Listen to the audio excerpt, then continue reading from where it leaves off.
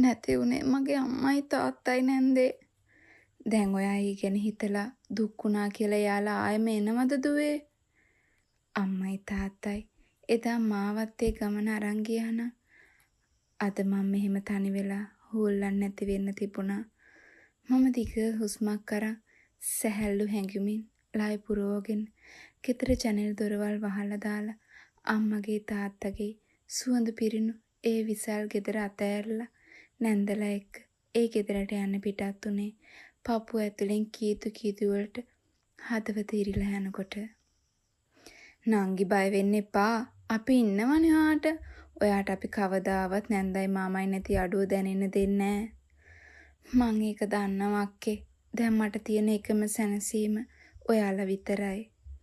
අක්කා කියන්නේ නැන්දගේ ලොකු පුතා බැඳපු අක්කා. එයා ඒ කාලේ ඉඳලම මට සෑහෙන්න ආදරෙයි. මමත් එහෙමයි. අයියයි අක්කයි වුණත් දරුවෝ හිටියා කියලා නෑ. ගොඩාක් ආදරෙන් ඉන්නවා. මම මේ පවුලට ගොඩාක් ආසයි නිසා. සුදු අයියත් අද හෙටම ලංකාවට ආවහම සිතූෂිට පාළු නැති වෙයි. අපෝ මල්ලි ඉන්නවා කියන්නේ ඉතින් ආයේ කොහෙද එතන පාළුවක්? මට කොහොමත් පාළුවක් නෑ නැන්දේ. ඔයාලා ඉන්නවනේ. අපි නුවරින් කොළඹට ලං වෙලා දන්නේම නැතුව සීතල නුවරට වඩා කොළඹ ගිනි රස්නෙට මට හුරු වෙන්න වුණා. ප්‍රේමා මේ බෑග් ටික වාහනෙන් අරන් මේ බේබිගේ රූම් එකට අරයි යන්න. අනේ ඕන්නේ නෑ නැන්ද? මට පුළුවන් මං කරන්න. පිස්සුද ළමයෝ ප්‍රේමා ඔය ටික කරයි. ඔයාගෙට යන්න. මහන්සිත් ඇතිනේ රෙස්ට් කරන්න දැන්. එහෙම මහන්සියක් නෑ නැන්දේ. මං ගෙට ගිහින් වාඩි වෙලා කල්පනා කළේ තව කොච්චර කාලයක් මම මේ වහලයට ඉන්න ඕනේද කියලා. මොනවා වුණත් මම දැන් තනි වෙලා කියන හැඟීම මගේ හිතට සෑහෙන්න වද දුන්නා. ඔය ඉතින් ආයෙත් කල්පනාව. මම මොකක් හරි ජොබ් එකක් හොයාගන්න ඕනේ අක්කේ. පිස්සුද ඔයාට? නැන්දයි මාමා ඉන්නකන් ඔයාව හැදුවේ මලක් වගේ. දැන් ඔයා ජොබ් කරන්න ගත්තොත් එයාලා ඉන්න තැනක ඉඳන් හිතයි අපි ඔයාගෙන් වැඩ ගන්නවා කියලා. ඇත්තටම අක්කේ එයාලා මන් දිහා බලාගෙන ඉන්නව ඇතිද? සමහර විට එයාලට යන්න බැරි එකම හේතුව ඔයා. ඔයා දුකින් හිටියොත් එයාලට යන්නම් බැරි වෙයි. ඔයා hina වෙලා එයාලට පේන සතුටින් හිටියොත් එයාලා ඉක්මනින් හොඳ තැනකට යයි. මම පුළුවන් හැම වෙලේම එයාලට පින් දෙනවා අක්කේ. මං ඇස්සකට උනපු කඳුලා ඇඳුමේ කරාකින් පිහිට ගත්තා. හායි ආන්ටි කොහොමද ඉතින්? අනේ පබසරාදු ඔයා ආවද? ඔව් කෝ කට්ටිය ලෑස්ති නැද්ද ආපෝට යන්න? ලෑස්ති. අඳුනලා දෙන්න බැරි වුණානේ. මේ තමයි අපේ සිතූෂි. අර අම්මයි තාත්තයි නැති වුණා කිව්වේ. කවුරුවත් නැති නිසා මෙහෙ නතර කරගත්තා කිව්වේ. පබසරා ආවද? අක්කා ඒ කතාව මැදට පැන්නේ. පබසරා අතින් තවත් මගේ හිත රිදෙන දෙයක් කියවේ කියන බයට වගේ. එහෙනම් අපි ගිහින් එන්න. සිතු ඔයත් එන්න. අනේ මට බෑ අක්කේ. ඔයාලා යන්න. අනේ එන්න ළමයෝ. එයාට බැරි නම් බල කරන්න එපා අක්කේ. අපි යමු. හොඳටම පරක් වෙලා තියෙන්නේ. පබසරාට සිතූෂිව වැඩි හිතට අල්ලන්නේ නැතුව ගියේ සිතූෂිගේ ලස්සන රූපේ නිසා. ඒත් සිතූෂි පබසරාගේ ඇසිරීමේ හිත රිද්ද ගත්තේ නෑ. හවස් වීගෙන එනකොට එයාපෝට් ගිය කට්ටිය ආවි. සතුටින් කෑ ගගා hina වෙවි. ආලෝක වාහනෙන් බහැපු ගම ඇස් දෙක නතර වුණේ සිතූෂි ළඟ. සුදු නංගි අයියා අම්මෝ කෙල්ලව අඳුර ගන්න බැරි වුණා මට. බලන්නකෝ අක්කා අපේ සුදු නංගි හැඩ වෙලා තියෙන තරම්. අයියත් එහෙමනේ හරියට සුද්දෙක් වගේ. හරි එන්නකෝ ඇතුළට. තාමා විතරයි එළියේ ඉඳන් හොදනවා. සිතූෂි කරට අත දාගෙනම ආලෝක ගෙට ගොඩ වුණා. සිතූෂි හිටියේ ටිකක් අපහසුයෙන් වගේ. පබසරා සිතූෂි ආලෝකයි දිහා බැලුවේ නොපහත් බැල්මෙන් නිසා. ඉතින් සුදු නංගි මොනවාද ප්ලෑන්ස්? විශේෂ මුකුත් නෑ අයියේ. දැන් ඉතින් එයාවත් ඉක්මනින් බන්දලා දෙන්න තමයි තියෙන්නේ. ඒකට නම් හදිස්සි වෙන්න එපා නංගි. එහෙමයි කියලා මෙදා පාර නම් ඔයාට ගැලවෙන්න බෑ. හරි දාලෝක. ඔන්න අපේ මමී ඩැඩි කියා හිටියා ලංකාවට ආපු ගමන් බන්දන්න ඕනි කියලා. ඒක නම් ඇත්ත. මෙයා දැන් රටටම හුරු වෙලා මේ දේවල් ගැන පොඩ්ඩක්වත් ගාණක් නැහැ. ඒකනේ ආන්ටි. සිතුෂියේ කතා කරන අතරේ හිමීට කාමරයට රිංග ගත්තා. නංගි, පබසරා කියන දේවල් ඔයා වැඩි හිතන්න එපා. එයාගේ හැටි. අනේ නෑ අක්කේ මම මොනවා හිතන්නද? එයාට ඉරිසියයි ඔයා ගැන. ඒකයි ඔය. අනේ මට මොනවට ඉරිසියා කරන්නද අක්කේ? එයාට බය ඇති. ආලෝක ඔයා දිහා බලපු බැල්මට ඔයා ආලෝක ඔයාව හරි අල්ලගනී කියලා. අනේ එහෙම වෙන්නේ නෑ අක්කේ කවදාවත්. සුදු අයියා මට මගේම අයියානේ. හරි වැඩි හිතන්න එපා ඔයා.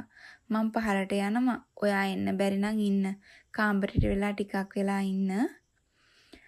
හරි අක්කේ ඔයා යන්න. මං ටිකක් ඇඳට වෙලා ඉන්නම්. සිතුෂි ඇඳට වෙලා ඇස් දෙක පියාගෙන අම්මයි තාත්තයි හිටපු කාලේ කොයි තරම් සතුටින් හිටියද කියලා කල්පනා කළා. සිතුෂිට නොදැනීම ඒ ඇස් වලින් කඳුළු ගලාගෙන ගියා. අනේ මට නම් යන්න වෙන්නේ නෑ ළමයිනේ. ආලෝකගේ වෙඩින් එකේ වැඩ ගැනත් බලන්න එපයි. ඔයාලා ගිහින් දාන දීලා එන්න. අනේ අම්මා දවස් 3යිනේ අමු ගිහින් එමු. අනේ බෑ පුතේ. පබසරත් යනවනේ. ඔයාට පාළුවක් නැති වෙයි. සිතුෂිගේ අම්මගේ තාත්තගේ 3 මාසෙ දායන්ට හැමෝම නුවර යන්න ප්ලෑන් කළත් අම්මටයි තාත්තටයි පබසරාටයි එන්න බැරි වුණා. ෂා මාර ලස්සන ගමකනේ සිතුෂි ඉඳලා තියෙන්නේ. ඇත්තමයි. මට නම් දැන් මේ කිසි දෙයක් ලස්සනට පේන්නේ නෑ අයියේ. අම්මයි තාත්තයි එක්ක ආගේ පාරවල් වල මෙහෙම තනියෙන් යන්න වෙයි කියලා කවුද හීනෙන්වත් හිතන්නේ. තනියෙන් කොහෙද ළමයෝ? මේ අපි ඉන්නේ. සිතුෂිට ගේ දකිද්දි පපුව පිච්චිලා ගියා වගේ දැනුණා. ආලෝකගේ අයියා වගේම අයියාගේ වයිෆ් දානි වැඩවලට ගොඩාක් උදව් කළා. ආලෝකගේ හිත ටික ටික වෙනස් වෙනවා වගේ ආලෝකට දැනුණා. සිතුෂි ගැන ආදරණීය හැඟීම් වලින් හිත පිරලා ගියා. නංගි මොනවාද කරන්නේ තනියම? මුකුත් නෑ සුදු අයියේ. අක්කලා නිදි නේද? ඔව් ඒට උදේම යන්නත් එපැයි. මහන්සි කියලා දෙන්නම නිදි. ආලෝක සිතුෂිගේ සීතල අත් දෙක අල්ලගත්තා. සිතුෂි ඒ ස්පර්ශයෙන් ඇවිලුණා. නංගි මට හිතෙන්නේ මං ඔයාට ආදරේ කරනවා. නොකියුවට මමත් ඒත් කවදාවත් ඔයාගේ පපසරාගේ අතරට එන්නේ නෑ අයියේ. මූණට මූණ බලාගෙන දෙන්න ඇස් වලින් කතා කරනවා. ආලෝකගේ වෙවුලන දෙතොල් සිතුෂිගේ මූණ පුරා දුවන්න ගත්තා. එකිනෙකට ගෑන හුස්ම හඬ විතරයි. ආලෝක සිතුෂි උස්සගෙන කාමරයට ගියා. මැනික ආලෝකයේ කැසිල්ලෙන් සිතුෂිගේ ඇඟේ රැඳිලා තිබුණු අවසන් ඇඳුමත් අයින් කළා. නග්න වෙලා බලාගෙන ඉන්න රණ තිසරු බලාගෙන ඉන්නේ ආලෝකගේ දෑතල පහසින් මත් වෙන්න. සිතුෂිගේ කැල්ල වැඩි වෙනකොට ආලෝක දෙතොල් සපා ගත්තේ ඒ හඬ පිටට ඇහි කියලා. සිතුෂිගේ රක්ත පැහැපතිවති සලකුණු ඇඳ රෙද්දට උරාගෙන තිබුණා. ආලෝකයේ දාරය පහන් වෙනකන් හිටියේ සිතුෂිව තුරුල් කරගෙන. එදයින් පස්සේ සිතුෂිට ආලෝකට මූණ දෙන්න අපහසුයක් දැනුණා. සිතුෂි හිටියේ පුළුවන් තරම් ආලෝකව මග ඇරලා. ආලෝකගේ පබසරාගේ වෙඩින් එකට සැරසෙන ගෙදර සිතුෂිත් මොනාට හරි කියලා බිසී වෙන්න හොයාගත්තා. සිතුෂි ඇස්වලින් එන කඳුළු හංගන්න බැරි තැන වෙඩින් හෝල් එකෙන් පැනලා ගෙදර ආවා. රෙදි ටිකක් බෑග් එකට දාගත්ත සිතුෂි ඒ මොහොතේම ඒ ගෙදර යන්න ගියේ පුංචි කඩදාහි කෑල්ලක සිතුෂිගේ ආදරේ තරම් ආලෝකට ලියලා තියලා. හොගිට අපි කළා වැඩි වුණා. ඒකනේ පැදුරටත් නොකිය ගියේ. ආයෙ ගිය උන් ගැන හොයන්න ඕනේ කවුරුත්. ආලෝකගේ අම්මා කතා කළේ තරහින්. ඒත් ආලෝකගේ නෑනන සිතුෂි ගැන හොයන්න වද වුණා. ඒත් සිතුෂිව හොයාගන්න බැරි වුණා. ආලෝක මොකද මේ කවදාවත් නැතුව බීලා? ඵලයන් යන්න. ඔබ නිසා තමයි මට හැමදේම නැති උනේ. මට දැන් ඔබගෙනුත් වැඩක් නෑ. ආලෝක බීමත් ජීවිතයකට හුරු වෙලා අදත් සුපුරුදු පරිදි ගෙදර ආවේ හොඳටම බැරි වෙලා. මට වැරදුනා. මම වරද්ද ගත්තා. උඹට නෙමෙයි වැරදුනේ. මටයි පබසරා. ආලෝක වෙනුයි.